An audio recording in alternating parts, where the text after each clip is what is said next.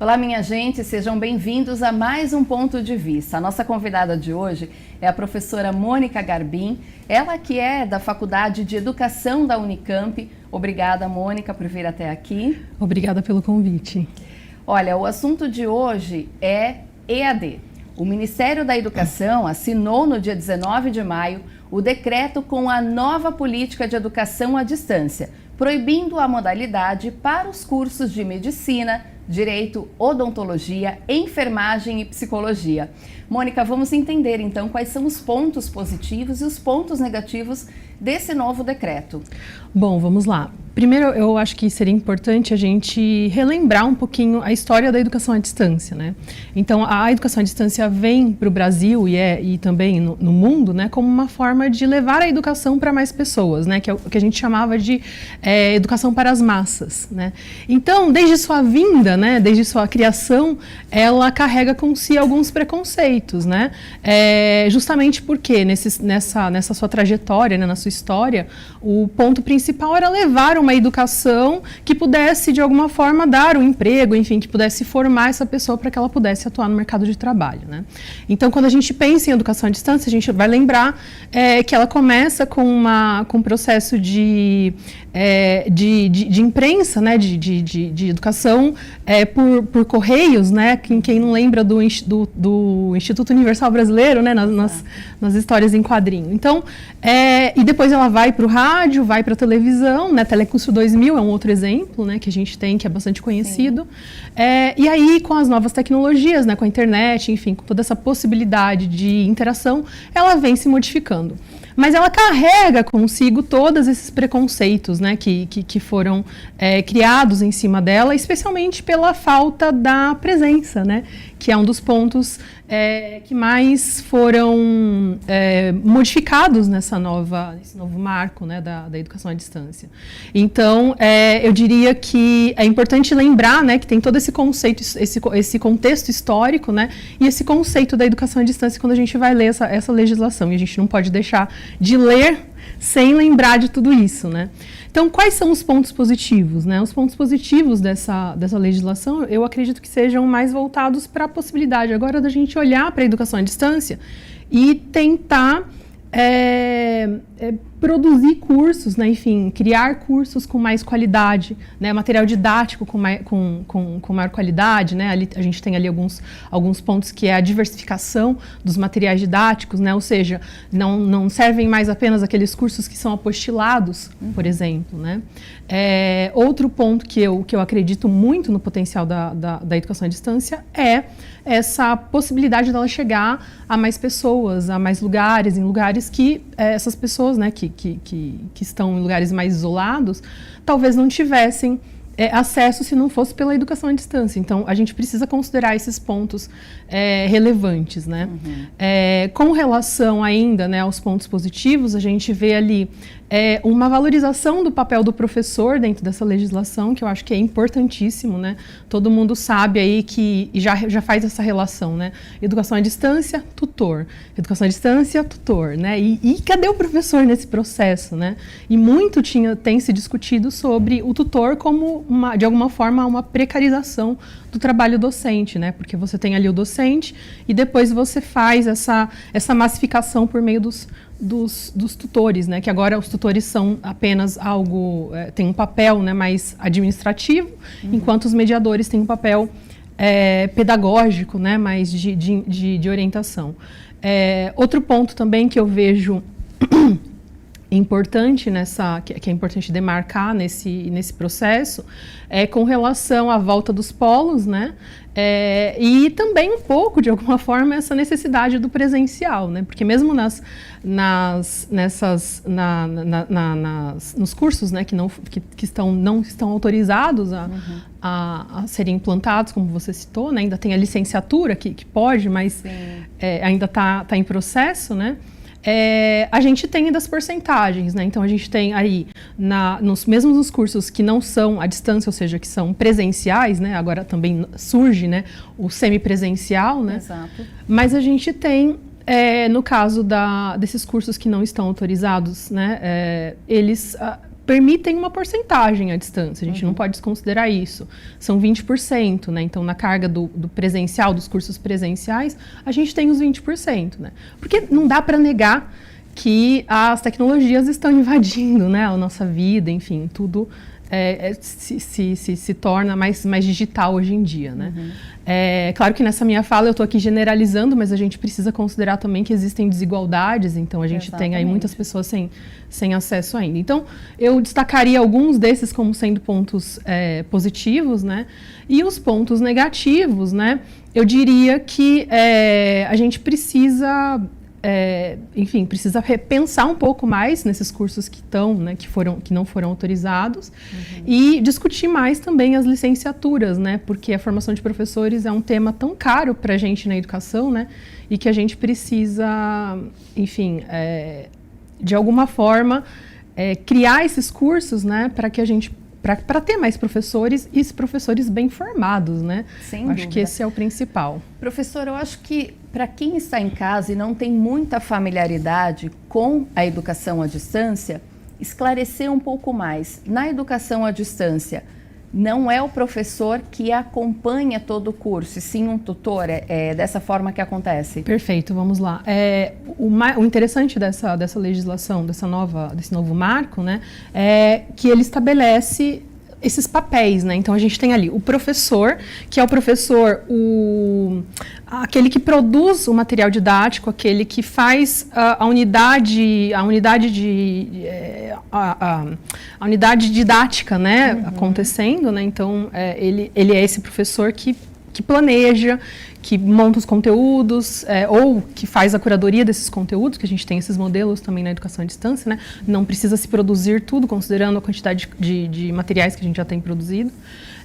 E a gente tem a figura dos tutores, então agora eles têm um papel mais administrativo no polo. O que isso significa? Papel de secretaria, de ajudar os estudantes, por exemplo, no uso da biblioteca, no uso da sala de informática, eles têm mais esse papel administrativo mesmo. E a gente tem os mediadores pedagógicos, que agora são, a partir daquele conteúdo, daquela disciplina, daquela unidade curricular que foi planejada pelo professor, esse mediador vai fazer toda a mediação, né, o processo de orientação, de facilitação com os estudantes desse conteúdo. Inclusive, agora também, nesse marco, a gente tem ali, são 70 alunos, para um facilitador, para um mediador, né? E isso é importante porque a gente vê nesse processo todo, né, de pontos positivos e pontos negativos, né, ainda retomando um pouquinho isso, a gente viu, né, nos últimos anos uma expansão gigante da educação à distância, inclusive aumentando aí esse número, né, de mediadores, de facilitadores por estudante. Então, já vi lugares que o modelo é 1.000, 2.000 estudantes para um facilitador, né, para um mediador. Isso é muito complicado, né, porque que atenção esses estudantes estão recebendo? Exatamente. Então, nesse novo marco, a gente tem aí são 70 alunos, né, 70 estudantes para um facilitador no mínimo, né? Então, isso também modifica um pouco esses modelos pedagógicos que a gente tem em educação à distância nas faculdades, universidades, enfim, nas instituições que ofertam essa modalidade. As graduações de medicina, direito, odontologia, enfermagem, enfim, essas que foram citadas no início do bloco, elas deverão ser ofertadas exclusivamente no formato presencial ou poderão ter algum percentual, por exemplo, talvez uma parte mais teórica do curso, aí poderá ser de forma à distância ou não? Então, o que dá a entender na legislação é de que esses cursos podem ofertar até 20% do conteúdo, né, do seu conteúdo, e aí imagino que seja teórico, né, no formato de educação à distância. Eu penso também que é importante lembrar, né, que hoje a gente tem operações que são feitas por robotizadas, pessoas profissionais, né, médicos que operam nessa modalidade. Então, não dá para a gente descartar que esses cursos, né, ainda que sejam de saúde, que é importante ter ali o presencial, Isso é inegável, né? Sem dúvida. Mas a gente tem aí esses momentos em que eu penso que seja possível utilizar as tecnologias, mas pensando nessa perspectiva, né? De muito cuidado e não descartar a importância da relação humana, né? Afinal de contas, a gente viveu aí uma pandemia e que trouxe muitos malefícios para a gente em relação ao uso de tecnologias. As pessoas, depois da volta, né? Algumas tiveram crises de pânico, crises, enfim, que precisam ser tratadas. Então, é importante a gente ter essa troca, né? E não deixar de lembrar, né, que a educação é um processo puramente humano, né? Ela se faz com seres humanos e a gente precisa do contato físico. Então, o que dá a entender na legislação é de que, mesmo esses cursos, eles podem ter ali os 20% não presencial, né? Que sejam... Professora, tem um ponto que não dá para a gente negar ou passar batido, que é a questão do preço, né? Principalmente aqui no Brasil, a gente sabe que não é acessível para todos, só que o EAD trouxe essa possibilidade, né? Trouxe esse acesso para a população. Muitas pessoas preferem, por exemplo, fazer o estudo EAD justamente por conta do preço, e também não só o preço da mensalidade, mas o custo que ela teria, né, com transporte, Sim. É claro que assim, quando a gente está presencialmente em uma universidade, sempre tem aquelas indicações de livros, né? Hoje também já tem um pouco mais assim de livros em PDF, né? Isso facilitou muito a renda. Mas como é que vai ficar? Porque quando o curso é EAD, o espaço que a instituição precisa é menor. Agora, trazendo para o presencial, elas vão ter que movimentar um espaço maior para poder receber esses alunos. Então, você toca num ponto que eu acho que é essencial e que também personifica um pouco esses preconceitos que se tem contra essa modalidade, né? A gente está num mundo em que a educação, de modo geral, ela virou uma mercadoria, não é? Então, nos últimos anos, o que a gente viu foi uma abertura, assim, quase que... enfim, não dá nem para trazer números, né? Assim, a gente viu que no censo de educação superior, as modalidades à distância já tem muito mais, já supera o índice, né, de vagas do ensino presencial. A gente vê cursos presenciais sendo fechados para serem abertos na modalidade à distância. Então, assim, não havia fiscalização. Eu espero que agora comece, né? Então, a gente viu um processo em que havia mesmo uma precarização da educação, no sentido em que ela virou uma mercadoria e que precisa ser comprada e que precisa gerar lucro, né? E aí a gente viu, por exemplo, os modelos que eu mencionei, né? De um aluno, ou melhor, um mediador para mais de 1.000 alunos, não é? Isso é uma questão que vai mexer certamente no bolso das universidades, tanto privadas quanto públicas, né? Porque as públicas também precisam contratar para atender os alunos, né? Mais professores, enfim, tem toda essa questão. Então, certamente vai modificar. E um outro destaque da sua fala que eu queria trazer também, essa modalidade, ela permite, e eu tive muitas alunas assim, né? Que estavam grávidas, que não podiam sair das suas casas, que têm filho pequeno, e que essa modalidade dá uma oportunidade para essas pessoas de terem uma formação. Mas a gente precisa garantir que a formação que é dada para essas pessoas seja uma formação de qualidade. Então, não adianta eu abrir o curso, é aquilo que eu digo, né, da democratização da universidade, né, e do ensino superior, por meio da educação à distância. Não adianta a gente abrir 50.000 vagas, 40.000 vagas, quando, na verdade, a gente não dá suporte, não dá apoio para que esses estudantes, essas estudantes, possam fazer o seu curso com qualidade. Então, não adianta abrir um monte de vaga, não adianta ofertar um monte de oportunidades se eu não estou garantindo a qualidade. E, sobretudo, meios, né, para que essas pessoas consigam concluir, né? Isso vale tanto para o presencial quanto para a distância, né? Isso até é uma discussão bastante grande com o pessoal que está atuando hoje na educação à distância, né? A educação presencial também tem problemas. Com certeza tem muitos problemas. Mas a abertura de cursos na educação à distância foi muito grande, né? E agora o processo que a gente está vendo é de vão parar, Vamos respirar e vamos agora perceber, né? Vamos analisar como é que está esse cenário e produzir aí, né, cursos com maior qualidade, uma oferta de educação com maior qualidade. Eu espero, sinceramente, que esse seja o foco, né, dessas modificações todas que vão afetar, certamente, o valor dos cursos. Sem dúvida. Minimamente precisa ter uma fiscalização. A gente vai tomar um copo d'água e volta daqui a pouquinho. Não sai daí.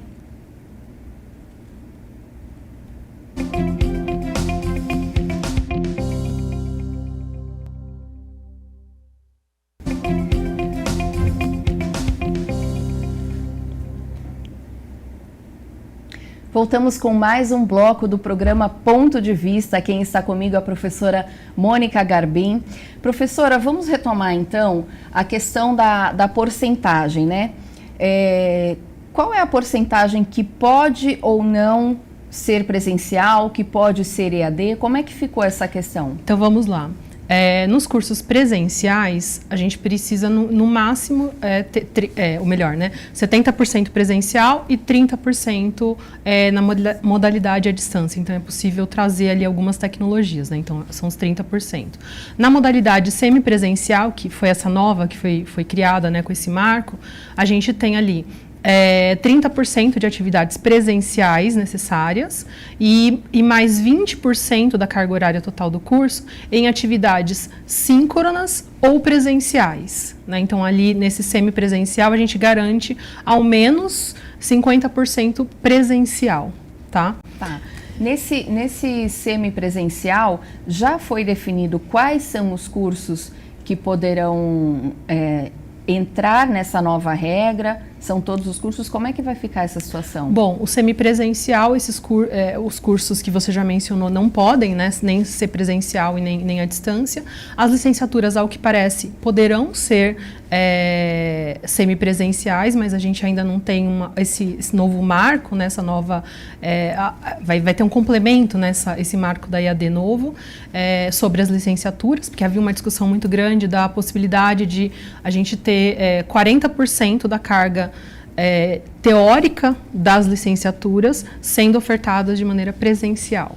Então, tinha uma discussão muito grande e é importante a gente lembrar, né, que nas licenciaturas a gente está formando alfabetizadores, a gente está formando pessoas que vão lidar ali com a educação infantil, né, vão lidar com a educação fundamental 1 e 2, 1 e 2, na verdade, e ensino médio. Quer dizer, a gente está falando da nossa educação básica, né, que é o coração da educação.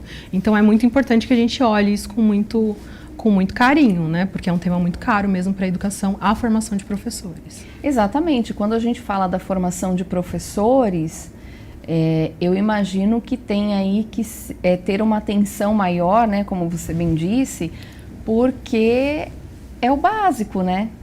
Ninguém chega ao mercado de trabalho ou à universidade, por exemplo, se não passar por por esse primeiro ensino. Justamente. E o que assim, mexe muito, né, com essa questão da formação de professores na educação à distância é a ideia de que a gente vai formar essas pessoas, né, esses profissionais, de maneira à distância e eles vão atuar presencialmente, né? Então, como é que isso acontece, né? Só um adendo importante, né, que a gente não pode desconsiderar, por exemplo, que nos cursos de licenciatura a gente tem as 400 horas de estágio, né? A EAD segue, né, igual no presencial, tal como no presencial, as diretrizes curriculares nacionais. Então, são 400 horas de estágio que são presenciais dentro das escolas, né? Então, a gente tem essa carga presencial dos estágios, mas ainda assim, como fazer discussões, né? Esse ponto é essencial, assim, como é que a gente faz essa troca, como é que a gente vai criar, né, o sonho, né, do professor pesquisador, do professor que ajuda os estudantes a ter uma emancipação intelectual mesmo, né, a entender a sua história, entender o lugar de onde ele vem e como ele pode, de alguma forma, modificar a sua história. Então, tudo isso tem que ser levado em consideração, porque a gente, de novo, está falando do coração da educação, que é a educação básica. Então, cuidar dos nossos professores, formá-los com qualidade, se torna algo, enfim, essencial, necessário e enfim, é importante olhar com carinho para essa formação. A professora Mônica Garbim, ela considera viável essa regulamentação pensando principalmente na formação de professores? Olha, essa é uma pergunta complexa. Eu ainda não acho que é muito recente essa legislação, eu ainda não consegui pensar se é possível ainda, né, porque eu não estou mais atuando na educação à distância. Eu acredito que eu vejo esse marco como um marco importante para a gente começar a olhar para a educação à distância como uma modalidade e tentando trazer pontos que façam com que ela tenha qualidade, né? Uhum. E aí aqui, de novo, né, quero fazer um paralelo, que a gente sabe que tem cursos presenciais que também não têm qualidade e que precisam ser fiscalizados. Sim. Eu não estou falando só aqui dessa questão da educação à distância, né? A ideia de que se é educação à distância, não tem qualidade. A gente precisa começar a quebrar um pouco isso, né? Uhum. Mas eu acredito que seja importante a gente começar a discutir sobre essa modalidade e considerá-la como uma modalidade mesmo e que pode ser utilizada de alguma forma, né, para formar as pessoas, né? É importante também mencionar que a gente vê pouca produção, e aí falando um pouco agora da academia, né, do ponto de vista da academia, pouca produção científica que analisa de fato, né, o impacto da EAD, ou melhor, analisa de fato, né, como estão sendo criados esses cursos, como estão funcionando os seus modelos pedagógicos. O que a gente tem muito é assim, estudos muito concentrados em ferramentas variadas, ou ainda em ambientes virtuais, ou ainda na questão da evasão, que também costuma ser mais alto nessa modalidade, mas, de fato, nos processos pedagógicos, né, a gente vê pouca produção, né? Eu tive uma aluna que fez um trabalho agora sobre isso, e a gente pesquisou nos últimos 5 anos quais eram os trabalhos acadêmicos que tratavam justamente desses modelos pedagógicos, e a gente encontrou pouquíssimas referências. Então, eu confesso que eu espero que seja possível colocar essa legislação em funcionamento. Existe um prazo para que isso seja feito. Eu acredito também que possam surgir outras modificações nesse marco para que possa adequar justamente os modelos, né, de educação à distância em funcionamento, mas eu vejo como algo importante no ponto de vista da gente parar, olhar, analisar e verificar agora também como é que a gente pode fazer esse controle, né? Talvez controle não seja a melhor palavra, mas essa avaliação constante, né? Do que a gente do que tipo de educação, né? Qual a qualidade da educação que a gente está ofertando. Isso tanto para o presencial quanto para a educação à distância, e agora também no modelo semipresencial. Então, eu diria que ainda é algo a ser muito bem pensado e discutido com as instituições que ofertam. Professora, no decreto foi citado também, a senhora também citou aqui, sobre as atividades síncronas, né? Gostaria que a senhora explicasse um pouquinho o que são essas atividades, quais são as regras. Tá, as atividades síncronas, elas são atividades que são desenvolvidas em tempo real. Então, sabe quando a gente usa o Google Meet, enfim, essas plataformas que a gente tem aí de conferências, né? Uhum. Isso é o síncrono, né? É o tempo real. Então, essas atividades síncronas são atividades que são realizadas de maneira virtual, mas com a presença, né, não física, mas virtual, de um mediador, de um professor, enfim.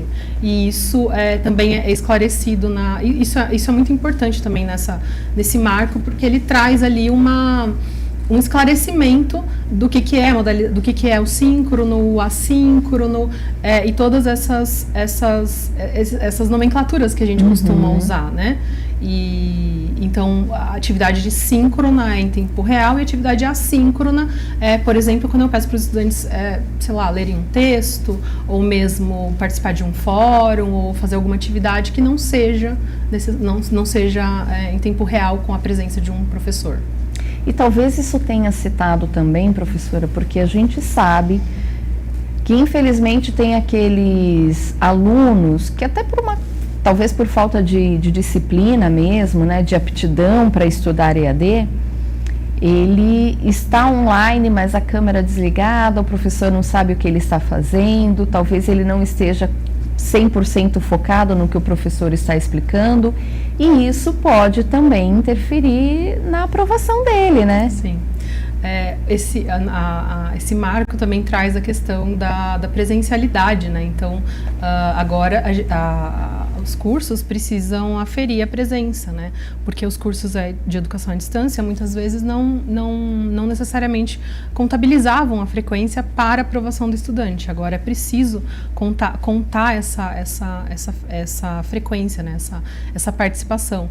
Os professores na época da pandemia, né? E aqui não estou fazendo um paralelo com o ensino remoto emergencial, sofriam muito, né? Assim, os professores com quem eu conversei e mesmo eu, né? Nesse processo todo, a gente sofria, a gente ia para a sala de aula virtual e a gente via ali as câmeras todas fechadas, aquele A, aquele M ou aquela foto, né? E a gente não sabia de fato quem eram esses rostinhos, né, ali com a gente, né? Eu lembro muito de uma fala de uma professora que dizia para mim que a maior dificuldade dela era de não saber se os estudantes estavam aprendendo ou não. Porque quando ela estava no presencial, ela sabia, ela olhava para os estudantes, pelo menos eles estavam olhando para ela, ou estavam presencialmente ali, né? Quando a gente foi para o virtual, a gente teve essa dificuldade mesmo das câmeras fechadas e, sei lá, tô cozinhando e tô escutando a aula. O que de alguma forma, também não é tanto problema, né? Exceto quando a gente tem uma aula ali que é mais interativa. Mas se a gente está falando de uma aula teórica, por exemplo, não tem problema o estudante estar lá no metrô, escutando o professor falar, e, enfim. Mas quando a gente tem uma aula que é mais interativa, né? E eu acho que esse é um ponto também que precisa melhorar nesses modelos de educação à distância, essa possibilidade da gente utilizar novas tecnologias, outras tecnologias digitais, para melhorar essa interação. Como é que eu posso transportar, né? Não sei se é exatamente essa palavra, mas transportar a sala de aula em que eu tenho, por exemplo, um grupo de alunos trabalhando, por que eu não faço isso no virtual? Hoje as plataformas permitem isso. Sim. Né? Então, também olhar para essas possibilidades, né? O MEC justifica que tem necessidade a realização de atividades práticas, laboratórios presenciais e estágios para assim tornar a formação compatível, o que não acontece em alguns casos da educação à distância. Então, assim, acho que é justamente isso que nós estamos debatendo aqui, né, professora? Tem alguns pontos que precisam ser realinhados para que essa educação à distância seja realmente válida, né? E me lembrei agora de nós temos um quadro aqui na TV Câmara que se chama Se Liga na Profissão. Fiz um Se Liga na Profissão com um contador e o professor de contabilidade, ele comentou que naquele registro que o contador precisa tirar, que é como se fosse a OAB, né, do advogado, os alunos que fazem ensino à distância têm mais dificuldade em ser aprovados.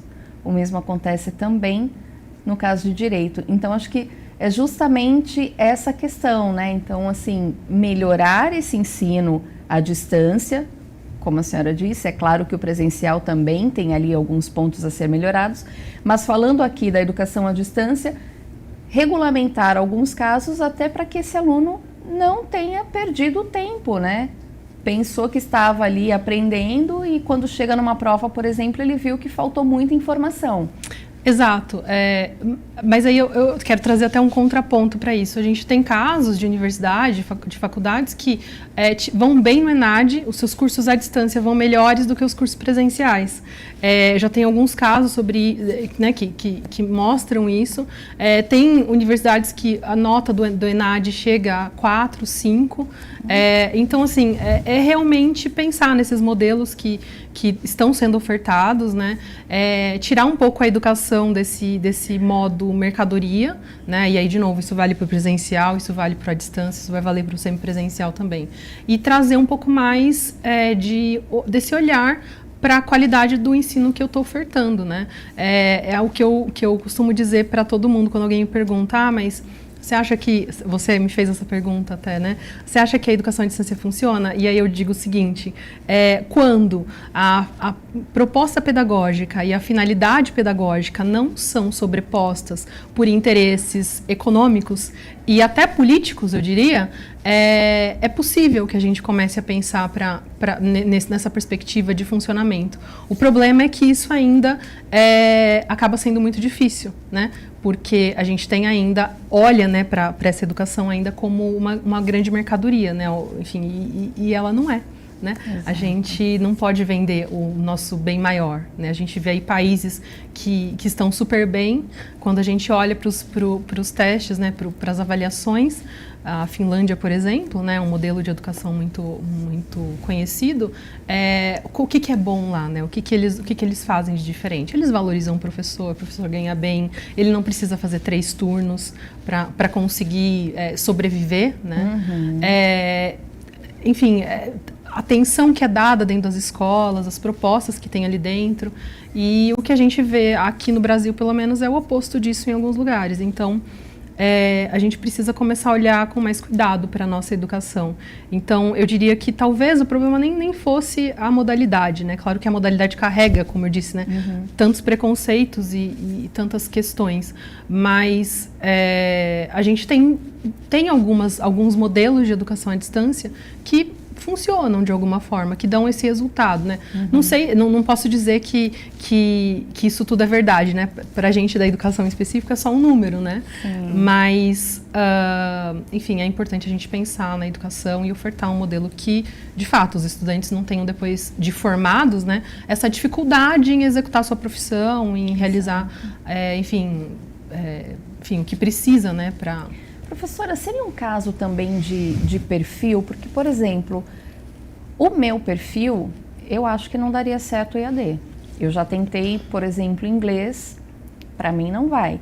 Então, será que tem essa questão também de perfil de cada aluno? Pode ser que tenha. Eu acho que tem uma questão que é perfil de estudante, precisa ter aí uma certa organização pessoal, né?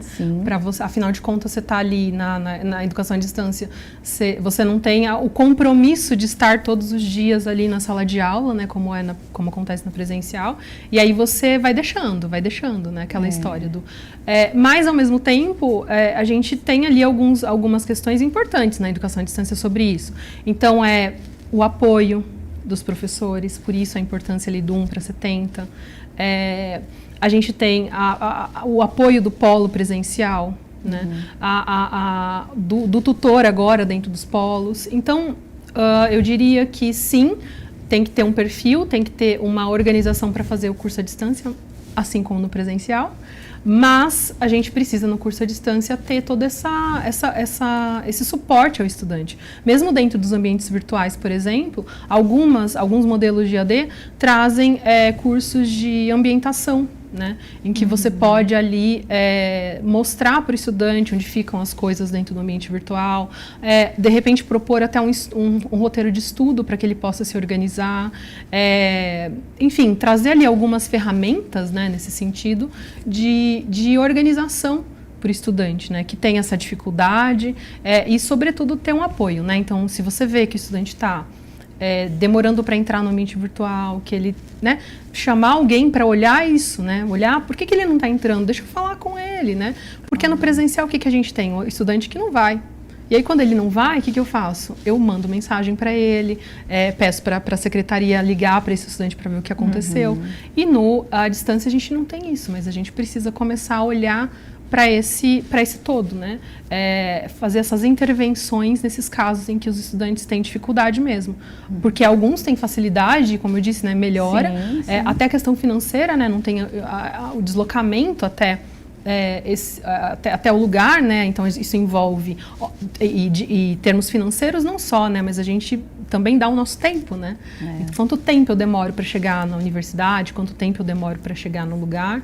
Então eu estou ali gastando dinheiro de ônibus ou de gasolina, ao mesmo tempo eu estou cedendo meu tempo nesse deslocamento. Enfim, tudo isso precisa estar muito bem contabilizado e muito bem planejado para dar certo, né? Então, veja, todo mundo fala tanto da educação à distância, mas a gente tem ali muitos elementos que precisam ser ajustados para que essa educação comece, né, a fazer sentido. E aí, fazer sentido em todos os contextos, né? Sempre trazendo aqui, né, que a gente tem contextos em que ela funciona, em que ela de fato é ofertada com qualidade, mas a gente precisa fazer isso ficar geral. E pensando no ensino EAD, né, para quem já está cursando EAD, mas ainda está ali no primeiro, segundo ano de alguma graduação, isso deve mudar ou esses alunos que já estão matriculados, que já estão cursando no formato EAD, podem continuar? Existe já alguma determinação em relação a isso? Normalmente, o que se tem é que os alunos que foram admitidos na modalidade seguem na modalidade até concluírem os cursos, né? Então, imagino que deva ser algo nesse sentido. Até mesmo, por exemplo, as licenciaturas, né? Não podem ser abertos novos cursos, mas os estudantes que estão cursando vão terminar seus cursos normalmente e vida que segue. Maravilha. Eu acho que a gente consegue fazer, então, professora, os principais pontos positivos da educação à distância e o que vale de atenção desse decreto para melhorar esse formato de ensino? Sim, eu acredito que é um avanço, né, esses pontos que a gente tem no decreto, é um avanço, em essência, assim, eu acho que só por terem valorizado os professores nesse processo, eu acho que é essencial. A gente precisa valorizar os nossos professores. Sem dúvida. Não só do ensino superior, né, no caso da educação à distância, mas da educação básica também. E eu acredito que sim, que a gente tem ali um início de uma discussão. Espero que agora a gente tenha também um acompanhamento, né, desse processo todo de abertura de cursos, de funcionamento, né, e um acompanhamento mais efetivo mesmo de parte, né, do Ministério da Educação, né, para que a gente possa formar profissionais que sejam aptos a atuar nas suas profissões, né. Perfeito, agradeço a sua participação, muito obrigada por compartilhar seu conhecimento. Eu que agradeço pelo espaço para a gente poder discutir algo que é tão caro para a educação e tão importante, né? Maravilha. Esse foi mais um Ponto de Vista, a gente fica por aqui até o próximo programa. Tchau!